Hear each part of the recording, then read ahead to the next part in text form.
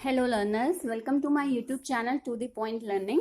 आज मैं आपके साथ क्लास 11 चैप्टर 2 इस ओलंपिक मूवमेंट का सेकंड पार्ट डिस्कस करने जा रही हूँ। इससे पहले मैंने लास्ट वीडियो में ओलंपिक सिंबल्स के बारे में डिस्कस किया था। स्पेशल ओलंपिक, पैरा ओलंपिक और ओलंपिक क्या होते हैं ये सब समझाया था।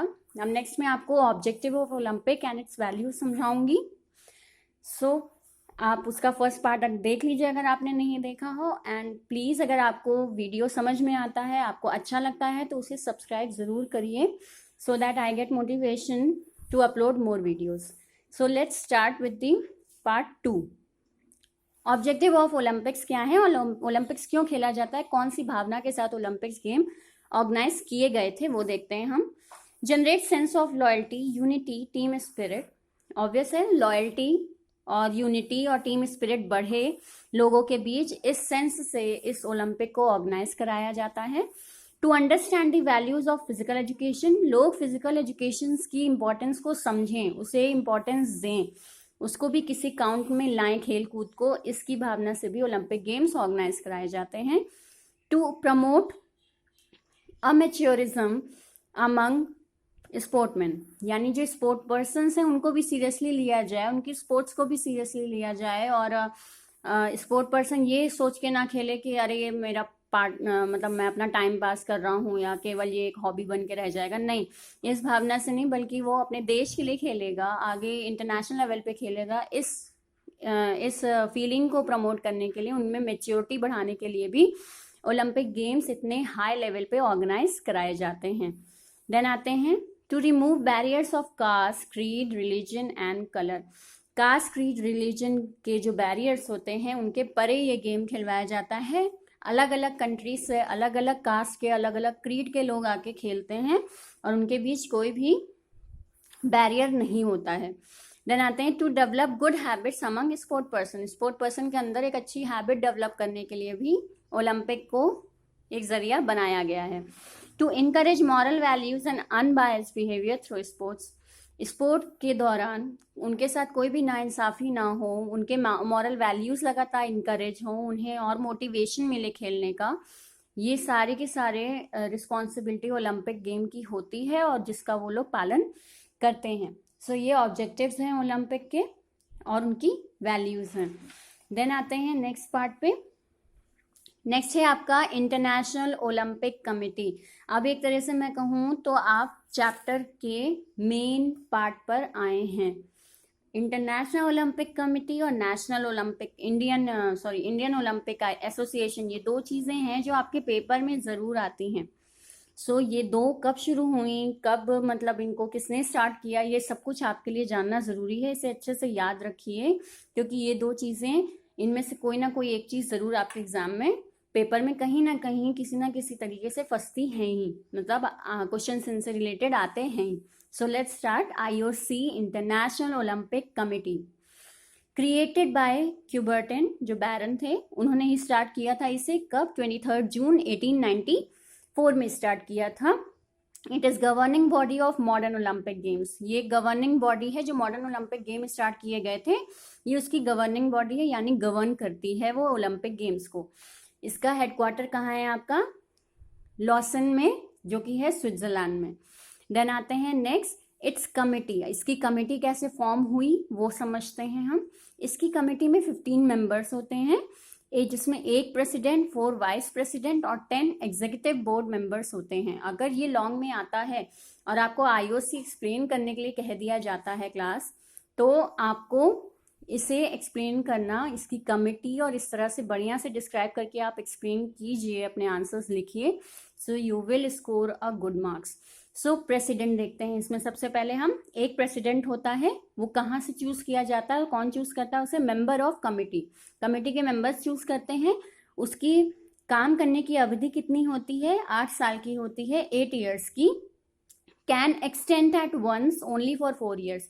और वो इस अपनी अवधि को 8 साल से बढ़ा सकता है 4 साल और, मतलब वो 8 साल काम करेगा, फिर 4 साल और भी काम कर सकता है, लेकिन एट वंस, केवल एक बार वो ये काम कर सकता है कि अभी उसे रिटायरमेंट नहीं चाहिए, वो 4 साल और वहाँ काम करना चाहता है तो बढ़ा सकता है, लेकिन एक ही बार। सो ये प्रेसिडेंट हो गया।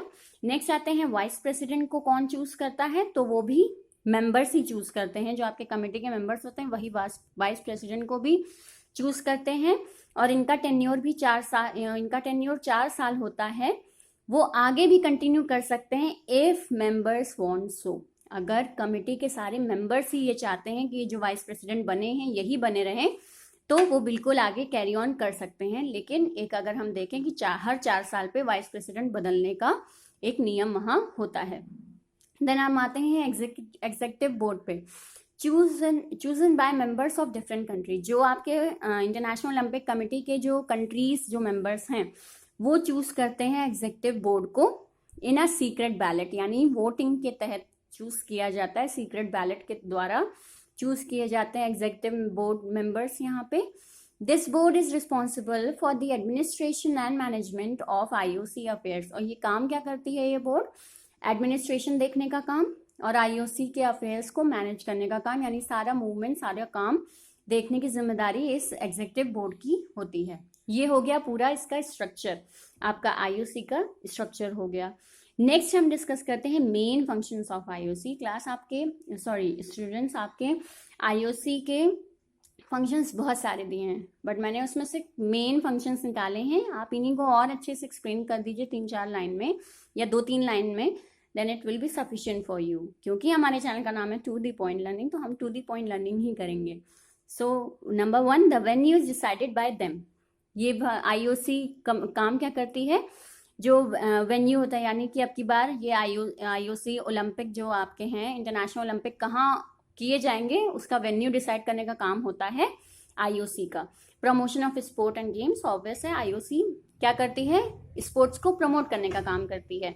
Promote ethics and fair play, इंसाफी तरीके से खेला जाए गेम, कोई चीटिंग वीटिंग ना हो, इसका ध्यान रखने का, उसको प्रमोट करने का काम भी IOC का होता है। Making of rules for smooth functioning of games, rules बनाती है ताकि जो ओलंपिक्स हैं वो एक अच्छे स्मूथ वे में खेले जा सकें।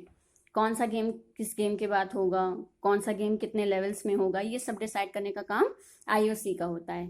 5th function, fight against doping. अब आते हैं इसमें डोपिंग क्या होता है, मैं आपको थोड़ा सा ब्रीफ देती हूँ। डोपिंग होता है जब स्पोर्ट पर्सन स्पोर्ट खेलने जाने से पहले कोई ऐसा ड्रग कंज्यूम करे जिसमें स्पोर्ट में उसका परफॉर्मेंस और इंक्रीज हो जाए, एनहेंस हो जाए, अच्छा हो जाए, तो उसको कहा जाता है डोपिंग। यानी कि ये उस प्लेयर ने चीटिंग की है कि ये गेम खेलने से पहले उसने क्या किया? ड्रग्स कंज्यूम किए, जिसकी वजह से उसका परफॉर्मेंस अच्छा रहा, तो ये बाकी प्लेयर्स के साथ चीटिंग हुई। सो इसी चीटिंग को रोकने के लिए एक वाडा ऑर्गेनाइजेशन बनाई गई है। वाडा का काम क्या होता है?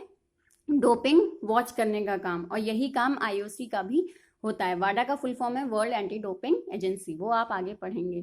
सो डोपिंग को कंट्रोल करने का काम। देन आते हैं fight against political abuse of sports and athletes. कोई पॉलिटिकल मतलब राजनीति ना होने पाए स्पोर्ट्स और एथलीट्स को के सिलेक्शन को लेकर, उनके खेल को लेकर, तो इस बात का ध्यान रखने का काम कौन करती है? आपकी IOC करती है, इस पर नजर रखती है, फाइट करती है इनके against. Fight against discrimination which affecting Olympic movement. Olympic movement affect करता है, उनके बीच डिस्क्रिमिनेशन ना होने पाए, इस बात का ध्यान रखती है IOC, यानी कोई भेदभाव ना होने पाए ओलंपिक मूवमेंट को लेकर।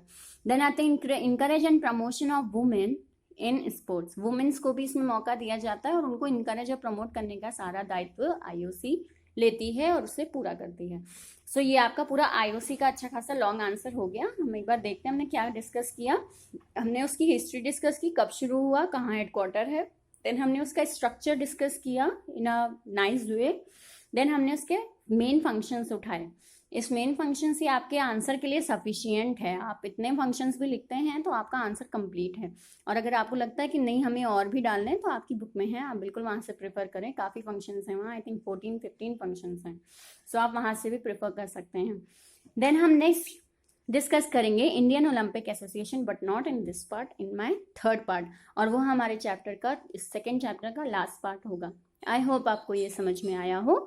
अगर कोई भी क्वेरी है, कोई भी डाउट है, तो मेरे साथ ज़रूर उसे डिस्कस कीजिए in my comment section, and please subscribe my channel so that I get motivation. Thank you very much.